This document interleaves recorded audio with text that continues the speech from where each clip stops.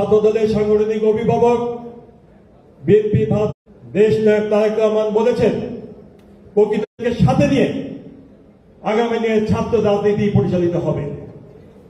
তারই ধারাবাহিকতায় তাদের কর্মকাণ্ড পরিচালনা করে ইতিমধ্যে ছিলেন। আজকে তারা এসেছেন আপনাদের সামনে তাদের মূল্যবান বক্তব্য দিবেন। আমি কিন্তু তা রেখে যাওয়া সে ফ্যাসিস্ট বাহিনী এখনো বাংলাদেশে অবস্থান করছে। আমরা লক্ষ্য করছি বাংলাদেশের রাজনীতিতে আবার কালো মেঘের। আমরা বলতে চাই বিএনপি ভারপ্রাপ্ত চেয়ারম্যান দেশ নায়ক তারেক রহমানের নেতৃত্বে ঐক্যবদ্ধ প্রস্তুত থাকুন যে কোনো ষড়যন্ত্র মোকাবেলা করার জন্য। ধন্যবাদ সকলকে।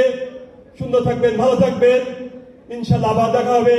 বাংলা জিন্দাবাদ, জাতীয়তাবাদী দল জিন্দাবাদ, জাতীয়তাবাদী ছাত্র জিন্দাবাদ, শহীদ